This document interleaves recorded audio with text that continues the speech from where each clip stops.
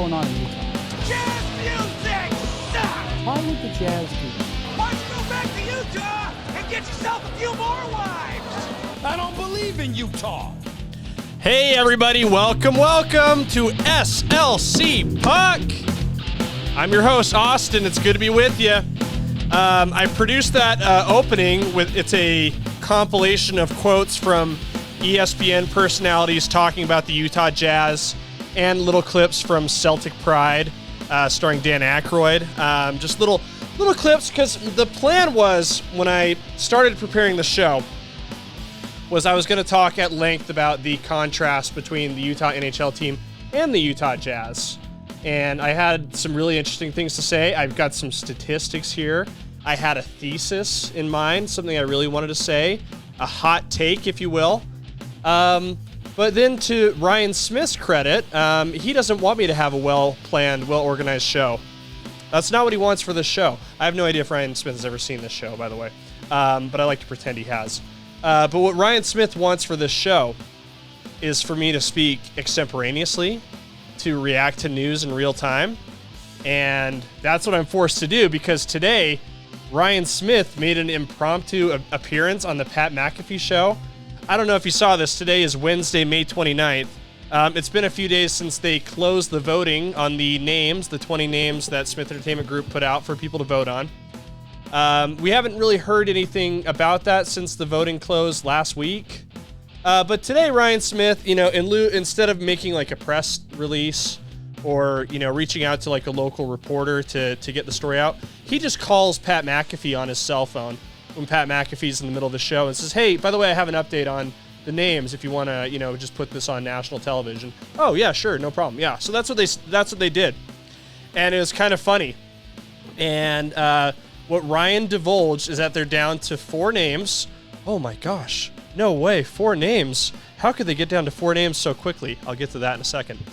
But he stopped short of listing all 4 of the names. He only listed 2. He said, "Listen, Pat, this is what we're looking at here. Yeti is one of them. Mammoth is another. And then, yeah, those are the only 2 he said." And then Pat McAfee, of course, doing what he does to Ryan Smith every time he's on. He's like, "But what about Soakers? Is Soakers in there?" Pat McAfee does a really good job of ribbing Ryan about being, LDS, Mormon, whatever. And Ryan, to his credit, he takes it in stride, which you have to. I think that's great. So anyway, now it's been reported that we're down to 4 names now in the voting bracket. And it's almost as if Austin had a really interesting theory about this that may or may not have been right. Is it possible the game was rigged all along? That they knew what the Final 4 were going to be the whole time? I'll note this. There has been no transparency whatsoever from the Smith Entertainment Group on the voting. We haven't seen any percentages of what names got the votes. We just have to take Ryan at his word and say, these are the 4 that are being picked. And to be clear, that is not a slight to Ryan Smith at all. I think that this whole thing is pretty brilliant. And of course, you can't trust people to make the right decision. You really can't, because we've proven over and over again in many ways that our society is incapable of choosing correctly. But we like the illusion of choice. We love that. And I think the way that this is coming together is creating a lot of attention, publicity, marketing for the team. As I predicted in a previous episode, Yeti is a finalist. Again, I still am of the opinion that it is probably going to be the name. That's just my guess. So we know that's a finalist. Ryan also said Mammoth was a finalist, and I'm okay with that. I thought that was one of the better ones on the list. We don't know what the other 2 are, but if I had to wager a guess, I would say Outlaws is probably one of them, to which I would say, woohoo, yeehaw! I'd love that. I don't think it's going to win, but I am excited to see it be a finalist. The 4th one, again, I think is gonna be one of those, maybe one of the bad ones. I think Blizzard. KSL.com did a story where they did a straw poll. The 4 that they found were most popular were those 4 I just listed: Yeti, Outlaws, Mammoth, and Blizzard. So I'm predicting that the Smith Entertainment Group results that they're going to reveal, the finalists, the bracket, however they reveal it. I think that those are probably the 4 that are going to make it as well. And again, I am predicting that Yeti will win. Maybe it'll be the final matchup will be Yeti versus Outlaws in the voting, bracket challenge. And that'll be explosive. That'll be a heavyweight bout. And I think Yeti is probably going to win. So, that's that. So again, Ryan, hey, there you go. I know you wanted me to talk about that on the show.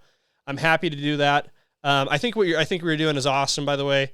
I'm having a lot of fun. I think it's really cool that they're trying to do a good job with the name because it is important.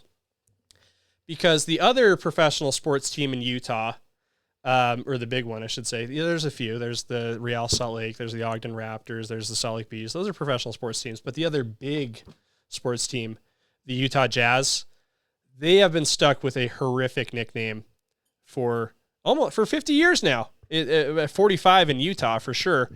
They don't want that for the NHL team. They want to get a good name right off the bat. But, thinking today about today's show, I did think a lot about the Utah Jazz because I'm going to submit a really hot take to you, my studio audience, and to those of you listening at home, resting your head on your pillow, trying to get ready for a good night's sleep. And I'm happy to whisper right into the mic if you'd like. I'll do a special ASMR episode for you. Is this what the ASMR people do? But for those of you listening, here's my hot take, okay? I am predicting that in a year where the Utah Jazz are supposed to be very bad, the Utah NHL team is going to take the sports scene by storm. And what I mean by that is they're going to generate a lot of excitement, and they're going to deserve it by their strong play on the ice. They're going to put out a really nice product. Whatever this team ends up being called, the Yeti, the Outlaws, the stupid Blizzard, whatever, this hockey team in Utah is going to be the toast of the town. It's going to be deserved as well, like I said, because they're going to be a good team, a much better team in contrast to the Utah Jazz. And if you're following this just because you're a hockey fan, maybe you're a local Utah person, maybe you're not abreast to what's happening with the Utah Jazz, let me just tell you this. They are horrific. They are a terrible team.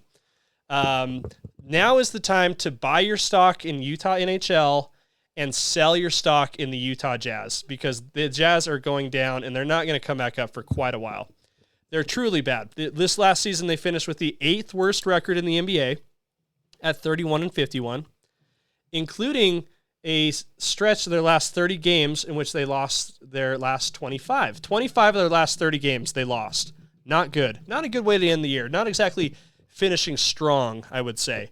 They had the worst defense in the NBA. They had a lottery disaster in the NBA draft lottery. They were projected to finish, to pick 8th because they were the 8th worst team, but they had a catastrophic, bad break with the lottery ball, the ping pong balls, and fell to 10th. So they're going to pick probably a worse caliber player, which is going to extend the rebuild period even further.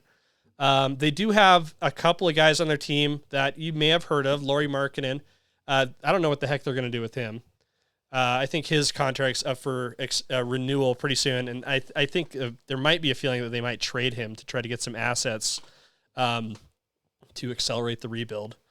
I'm not sure if they can, build a playoff caliber team around him. Jordan Clarkson, you might be familiar with. He's probably not coming back to the Jazz next year. That's a prediction I have. But they finished, I think, 12th or 13th in the Western Conference. And it's going to be a long road to get back into the playoffs, especially in the Western Conference. Again, I know this is a hockey podcast. I'm using this to make a point here, so just stick with me, okay? Think about this.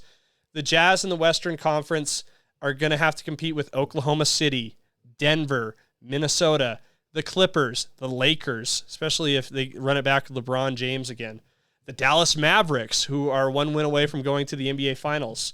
The New Orleans Pelicans are on a much better trajectory than the Jazz. The Golden State Warriors are going to maybe try one last push.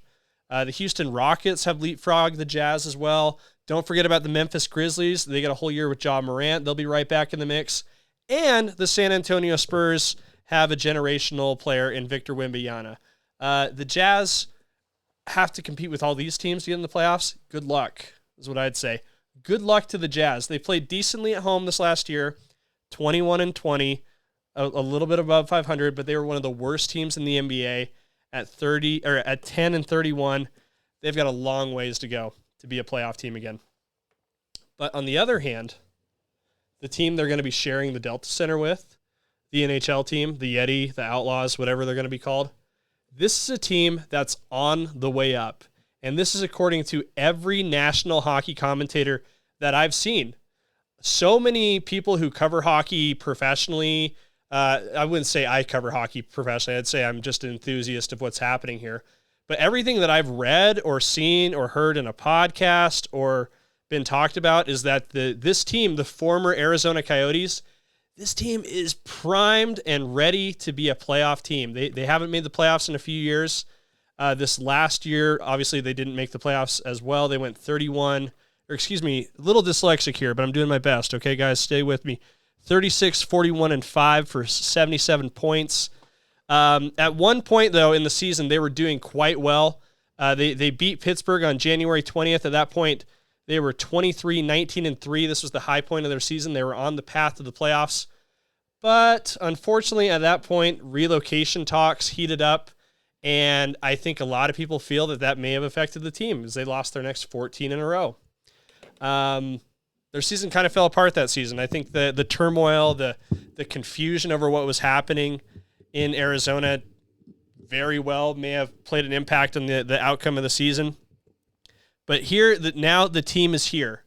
The former Arizona Coyotes are now the Utah whatevers. And I think these guys who have been through a horrific stretch in Arizona where they had to ration the amount of hockey tape they could use, I'm willing to bet, you know what is funny? I wonder what the soap in the shower situation was. I wonder if they had to ration, if the players were asked to bring their own soap into the arena so they could shower. It sounds like things were that cheap, right? Believe me when I tell you, when a professional sports team, I worked in sports media for a while. I've been around athletes and people in sports for a while. When a team has those kinds of challenges to deal with, they don't perform as well as they can or as well as they should. And I think this was so obvious to me. There was this big talk when the team was announced, to be coming to Utah. A lot of people said, there's no way these guys are excited to be in Utah. There's no way that, they're what are they going to do in Utah? Huh? What's there to do in Utah? The same crap that everybody says about this place. But the people who said that weren't at the welcome party at the Delta Center last month, because to me, it was so obvious how excited those players were to be there. The place was rocking. If you haven't checked out my vlog, please do. I caught a t-shirt. I was pretty excited. I had a lot of fun there, but the players had a blast. Liam O'Brien obviously rocked the mic, kind of stole the show. His teammates were chanting "Spicy Tuna," which, everybody there learned was his nickname. He's a restricted free agent, so, there's a chance he might not come back, but I think he might have earned a place on the roster with his performance on the microphone. So how about that? But again, my point is, these guys are excited to be in Utah, and I think that excitement is going to show in the way they play on the ice. And I think other people feel that way too. I mentioned last week that I am getting into the hockey YouTube creator community. One guy I really like is called The Hockey Guy. If you haven't checked him out yet, I would. This guy's got a ton of followers. He's got almost as many followers and subscribers as he does hockey jerseys in the room where he produces his videos. I think this guy literally might have 500,000 hockey jerseys. He wears a different one in every episode, so that's pretty dope. I like that. But he talked about the team and sort of forecasted what he saw. He broke down the salary cap situation as I did last episode as well, and he thinks that they can make a 10-point swing. So again, if you're new to hockey, point system, win is worth 2 points. A tie is worth 1 point in the standing, or an overtime loss is worth 1 point in the standings.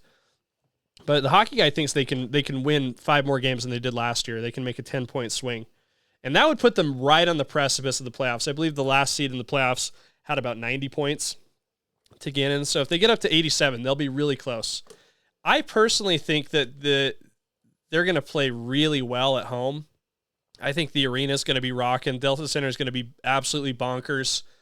The fact that they're going to have a pretty decent facility from what I've heard, they're going to practice at the Olympic Oval, at least to start, until the practice facility at the Southtown Mall is ready to go. But again, I think there's something to being excited. Yeah, it's funny. My studio audience remind me that they're not going to be excited about having to walk up and down all those stairs at the Olympic Oval. If you ever played hockey there, you know what I mean. In the locker rooms, you have to I don't know. It is a walk to get to the rink from the locker room. So maybe that won't be as fun. But I think these guys are going to be so excited to be playing for an owner who isn't chintzy, who's going to let them have as much hockey tape as they need, who's going to let them have soap in the locker room. I know right now at the Delta Center, they're constructing a brand new locker room for them. I'm sure that'll have all the bells and whistles and everything they need to play well. It's going to make a big difference. And I think we're really going to see the Ryan Smith effect big time on this team. He's going to invest in this team. He wants to make a splash. He wants to rally support and goodwill for his downtown sports entertainment culture convention project. And winning creates excitement. Winning creates support. Winning solves a lot of problems. And I think there definitely is a path to success here for the Utah NHL team that I just don't think is as clear for the Utah Jazz. And I think the excitement of the sports community is going to recognize that and recognize it quickly here in Utah. The other stuff that the Utah NHL team has going for it, again, talked about it a little bit, is they've got money to spend to make this team better. And The Athletic had a really nice article. I believe it was either today or yesterday. It's called "What's Next for NHL Utah?" Armed with over $40 million in cap space, catching up with Bill Armstrong. He's the general manager of the team. And the reporter, Pierre LeBrun, just sat down, had a chat with Bill Armstrong, and Armstrong said the same thing. He's like, "This is great to have an ownership that is willing to spend the money. It frees things up, and it's going to make things a lot easier." And Utah, with $40 million in cap space, the most of any NHL club, already had some decent core pieces in place. They've got some great forwards. They have a 4-time All-Star in Clayton Keller, a lot of young prospects to be excited about. They know what their needs are. They know they need a defenseman. They know they need to get better at faceoffs. I learned this the other day. The Arizona Coyotes last year were the worst faceoff team in the history of the NHL. They lost faceoffs at a higher percentage than any other team in the history of the league, which is interesting. So they need to fill a need there, because winning faceoffs is a big part of the game. It's really important to set up your offense, set up your defense, all that. Creates a big advantage, especially in the offensive and defensive zones. We'll get into that later, I promise. But the point being, Utah is going to fall in love with this hockey team, and it's going to be because of their play on the ice. And I'm really excited to see this as someone who is following the team, trying to create content around it. It gets me excited thinking about it. I'm sure other people who even just follow it casually are going to get excited. And I said this when I was on another podcast. The guys at This Is a Place podcast sort of asked me to talk about how this might affect the hockey scene as a whole. It's going to be huge. This is the golden era moment for hockey in Utah. This team's going to come in, win everybody over. I think the Utah Grizzlies are going to benefit a lot from this, because I think as an affordable option to the NHL team, I think you'll see a lot of people, particularly who live, out in West Valley, who live by the Maverick Center, are going to want to go to a hockey game. They may not be able to afford to go to an NHL game, but they'll try to get an experience, take their kids to a Grizzlies game. That's good. That's going to be great for the Grizzlies. I think youth hockey is going to explode. But this is really going to be the Utah Hockey Club is always going to compete in a small way for attention with the Jazz, which is interesting to say, kind of funny to say, because they are owned by the same ownership group. But a lot of people don't have the money to go to both a Jazz and a hockey game. And why would you pay to go see the crappy team of the two, you know? The crappy team is very clearly going to be the Utah Jazz. The NHL team is I think, has a chance to be really good. They're going to win a lot. They're going to win some games they maybe shouldn't, and they're going to win a lot of games they'll be favored in. And I think it's going to be really fun. And you're going to see it right out of the gates too. I think the guys who comprise this roster are going to be jazzed up the first time they go. The first game at the Delta Center is going to be on national TV. It's going to be a sellout. The place is going to be absolutely bonkers. I know I'm trying to find a way to get in however I can. Maybe it's in the form of a, something to do with this podcast. Maybe it'll just be as a fan. We'll figure it out. But it's going to be a hell of a ride, and I'm excited for it. And to echo, I know Dan Aykroyd's in Celtic Pride, the other actor's name I'm blanking on, but to echo what he said, jazz music does suck. Okay? That is a good insult. And to echo what Stephen A. Smith said, I don't believe in Utah. He's talking about the Utah Jazz. I don't really believe in the Utah Jazz either. Again, I think they have a much more difficult path to winning a championship than this NHL team ever will. I think the Utah NHL team will win. If I had to hold a gun to my head and ask me which of these two teams is going to win a championship first, I'm going to say the NHL team. And you don't even need to hold a gun to my head. I'll just say that. That's just what I think. So it's going to be fun to see. Again, big shout out to Ryan Smith. Thank you for giving me something else to talk about in this episode. We'll get more into that. I'm sure they'll reveal the 4 teams that are going to make up the bracket shortly. And who knows? Maybe it'll be right after I hit the record button on this. Maybe that's when it'll pop up. That would be great. And thank you. My studio audience was checking for me while I was recording. It didn't happen, but again, it's going to happen as soon as I turn this off. But again, want to give a big thanks to you guys. You guys are great. Again, it's fun seeing the numbers grow. I try not to worry too much about it, but I am enjoying it quite a bit. So please like, comment, subscribe if you don't mind. It's not too much to ask for, right? Merch is available, slcpuck.shop. I might write something too soon, put it on slcpuck.com. We'll see. But you guys are great. I appreciate hanging out with you. Thanks for tuning in to this episode, and we'll talk soon.